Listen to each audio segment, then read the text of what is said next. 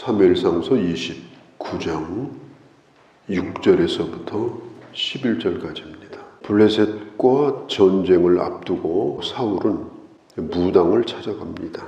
어떻게 될 것인가 묻습니다. 그때 사울이 들었던 소식은 아주 불길하고 불쾌한 소식이었습니다. 그것은 자신과 함께 자기 가족들이 전쟁에서 죽을 거라고 하는 그런 소식이었습니다. 자기 발로 일어나지도 못하고 무당이 일으켜주고 죽은 자와 같이 떨고 있는 사울에게 그 무당이 음식을 만들어 가지고 주니까 그거 먹고 벌벌 떨면서 전쟁을 하러 나가는 거예요. 참 기가 막힌 일이죠. 어떻게 그 전쟁에서 사울이 살아남을 수가 있겠습니까? 그런데 29장은 상황이 또 바뀌어요. 그러면 지금 다윗은 어떤 처지인가? 다윗도 사울과 지금 처지가 그렇게 다르지 않습니다. 매우 지금 힘든 상황에 빠져 있습니다. 블레셋 가드의 왕인 아기스가 이스라엘과 전쟁에 같이 참전을 시키려고 하는 거예요. 사실 다윗은 그가 블레셋으로 망명을 했을 때는 때가 되면은 다시 이스라엘로 돌아와서 이스라엘의 왕이 될 생각을 하고 적당하게 타협을 하면서 그는 블레셋을 떠나기를 원했어요. 상황이 좋으면 돌아오려고 했습니다. 그런데 그새에 이스라엘과 블레셋이 이 전쟁을 하면서 그 일에 지금 다윗이 얽혀지게 된 거예요. 아기스 왕은 다윗을 믿고 있었어요. 아주 신실한 사람이라고 믿고 있었고 시글락이라고 하는 그 땅까지 따로 주어가지고 그 다윗의 가족들이 살 수 있도록 땅도 내주고 그렇게 호의를 베풀었어요. 그렇게 하다가 그 아기스 왕이 이스라엘과 싸우는데 다윗에게 얘기를 하는 거예요. 내가 너를 믿으니까 내 머리를 책임지는 사람으로 너를 세울 테니까 이번 전쟁에 함께하자. 기가 막힌 일입니다. 이스라엘 왕이 될 사람이 이스라엘과 싸우게 생겼어요. 무엇보다도 안타까운 건 지금 그 전쟁에 사울의 아들인 요나단도 지금 거기 참전을 하고 있거든요. 자기 목숨을 걸고 구해주고 아껴줬던 요나단을 향해서 어쩔 수 없이 지금 칼을 들어야 되는 이런 기가 막힌 처지에 놓여 있습니다. 아무것도 아니라고 생각했던 잠시 동안 그렇게 머물러 있다 가려고 하다가 이렇게 이제 얽혀져 버리게 된 거예요. 이제 전쟁을 앞두고 지금 각 부대별로 사열을 합니다. 그 어마어마한 부대가 뭐 기마병 또 전차부대 보병 해가지고 쭉 지금 사열을 하고 그 블레셋의 그 방백들 그들이 이제 앞에서 전부 점검을 하는 거예요. 그런데 나중에 제일 끄트머리에 부대가 하나 들어오는데 보니까 그게 다윗인 거예요. 그 방백들이 깜짝 놀랍니다. 도대체 저 다윗을 누가 끌어들였냐? 그러니까 옆에 있던 아기스가 내가 끌어들였다. 저 다윗은 믿을 만한 사람이다. 내가 이제까지 치러봤는데 믿을 만한 사람이다. 그래서 이번 전쟁에 참여하라고 그렇게 했다. 그러면서 지금 다윗을 두둔합니다. 그러니까 이 블레셋 방백들이 얘기를 하는 거예요. 아니 골리앗을 죽인 사람인데 그리고 이스라엘 왕이 지금 되려고 하는 사람인데 저 사람이 이 전쟁에서 무슨 일을 벌일지 지금 알겠냐. 이건 알 수 없는 일이니까 빼자. 그래서 방백들이 다 반대를 하니까 이 아기스가 할 수 없이 다윗을 뺍니다. 다윗을 빼면서 이 아기스가 생각한 게 뭐냐. 다윗에 대하여 매우 미안한 생각을 가졌어요.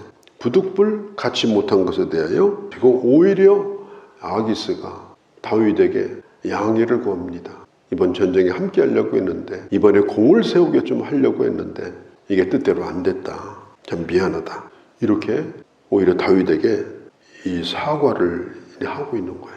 참 기가 막힌 일이죠. 어떻게 해서 이 블레셋의 방백들이 다윗을 반대했을까?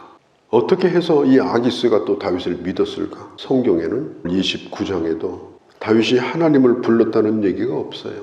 하나님을 내놓고 지금 부를 수 있는 처지가 아니에요. 공개적으로 하나님을 부를 수 있는 상황이 아닌데 그가 얼마나 하나님 앞에 기도했겠습니까? 하나님 이 상황이 너무나 혼란스러우니까 여기서 어떻게 하든지 빠져나가야 되는데 길이 없으니까 하나님께서 길을 열어달라고 얼마나 수없이 기도를 했겠습니까?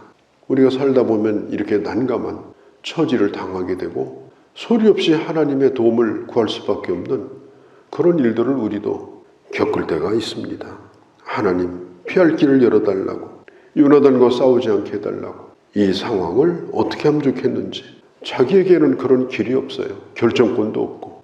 다윗이 하나님 앞에 수없이 기도를 했을 거예요. 너무나 재밌는 것은 아기스로서는 다윗에게 나쁜 소식을 전해주는 거예요. 다윗이요, 참 내가 미안하게 생겼다. 네가 출전을 못할 것 같다. 참 미안하다. 그런데 다윗에게는 그게 기쁜 소식이에요. 그런데 속으로만 기뻐해야 돼. 그러니까 철저하게 또 다윗이 연기를 하지 않습니까? 8절에 다윗이 아기스에게 내가 무엇을 하였나이까? 당신 앞에 오늘까지 내가 이렇게 잘 섬겼는데 왜 이번 전쟁에서 나를 뺍니까? 왜 싸우지 못하게 합니까? 이러면서 아주 간혹 뛰어난 연기를 지금 다윗이 하고 있는 거예요. 그 다윗의 심정이 어떻겠는가 그런 생각을 해보지 않을 수가 없습니다. 9절 10절 그때 아기스가 다윗에게 대답을 합니다. 내 목전에서 하나님의 사자같이, 여기서 하나님이 나와요. 하나님의 사자와 같이, 9절 하나님의 전령과 같이. 그런데 6절에도 나와요. 아기스가 다윗을 불러 이르되 여호와의 살아계심을 두고 맹세한다. 너를 전쟁에 참여 안 시킨 건 내 뜻이 아니다. 지금 방백들이 반대해서 그렇다. 9절에 보면 네가 내 앞에서 하나님의 전령, 하나님의 사자같이 한 것을 내가 알고 있다. 내가 너를 모르는 게 아니다. 너는 하나님의 사람이다. 살아계신 하나님의 이름을 걸고 내가 너를 그렇게 인정하겠다. 참 놀랍죠. 다윗의 입에서 하나님이라는 말이 한마디도 나오지 않았는데 다윗이 절대절명의 이런 위기 가운데 빠져 있을 때 아기스의 입을 통해서 하나님의 이름이 나옵니다. 아기스가 하나님의 이름으로 맹세하고 다윗을 하나님의 종으로 인정을 해주는 이런 모습을 보게 됩니다. 이건 놀라운 기적입니다. 이건 도저히 생각할 수 없는 그런 일이 벌어진 겁니다. 하나님께서 다윗의 기도를 응답해 주신 거예요. 환난 가운데 있을 때 우리가 때로는 깊은 탄식 가운데 하나님의 도움을 구합니다. 길이 없습니다. 살아날 길이 없습니다. 그런 상황에 있을 때에 우리는 탄식 가운데 하나님의 도움을 구하죠. 그런데 뜻밖에도 하나님이 이런 은혜를 베풀어 주시는 거예요. 이 구약학자인 월터 보르그만이라고 하는 사람이 있는데 이 장면에 대해서 29장에 대해서 이렇게 말합니다. 29장은 하나님에 대한 언급은 없지만은 그 깊이 흐르고 있는 하나님의 다스림을 발견할 수가 있다. 이제 곧 블레셋을 떠나야 될 다윗에게 다시 한번 하나님의 그 기적을 맛보게 하시고 또 기도의 응답을 경험하게 하시고 역전의 은혜를 베풀어 주셔서 회복하게 해주셔가지고 다시 복귀를 할 수 있도록 지금 준비시켜주고 있는 모습을 오늘 성경에서 우리가 보고 있습니다. 다윗이 이런 즈음에 지었다고 추측이 되는 시편 가운데 하나가 시편 40편입니다. 시편 40편은 잘 알려져 있는데 내가 여호와를 기다리고 기다렸더니 귀를 기울이사 나의 부르짖음을 들으셨도다. 시편 40편 2절입니다. 나를 기가 막힌 웅덩이와 수렁에서 끌어올리시고 내 발을 견고한 반석 위에 두셨도다. 오늘 이 상황을 그대로 보여주지 않습니까? 기가 막힌 웅덩이, 빠져나갈 길이 없는 거예요. 죽는 길밖에 없는 거예요. 그런데 그 웅덩이에서 건져서 구해주시고 반석 위에 세워주셨습니다. 아기스가 말해요. 날이 새면 빨리 떠나라. 너희 가족들이 기다리고 있는 곳으로 빨리 떠나라. 그러면서 오히려 아쉬워하면서 보내주는 거예요. 다윗이 하나님 앞에 한없는 감사를 하면서 주님을 찬송하면서 그곳을 떠나게 되는 거죠. 하나님은 오늘도 우리가 깊은 탄식 가운데 하나님의 은혜를 구할 때 내가 어떤 경우에 있다 할지라도 절망하지 않고 하나님의 도움을 구할 때 하나님은 뜻밖의 은혜를 베풀어서 우리를 구원하신다라고 하는 사실을 오늘 성경은 보여주고 있고, 중요한 것은 우리가 처지가 아무리 힘들어도 나와 가까이 있는 불신자들에게 그 사람이 하나님을 믿지는 않는다 하더라도 내가 진심으로 하나님을 믿는 사람이라는 걸 그에게 보여줘야 합니다. 내가 진심으로 하나님을 믿는다고 그 사람이 하나님을 믿는 건 아니에요. 그러나 적어도 내 신앙에 대하여 그 사람이 나를 인정해 주게 되면, 어떤 때가 되면 그 사람이 하나님의 종이 되어서 나를 돕는 자가 되는 겁니다. 그래서 우리가 불신자 틈에 섞여서 살아가고 있지만 나는 주의 사람으로 살아간다. 그들이 나를 인정해 주건 나를 믿건 안 믿건 간에, 그러면 결정적인 순간에 그들이 나를 인정해 주고 하나님의 도구로 쓰임을 받는다는 사실을 오늘 성경에서 보여주는 겁니다.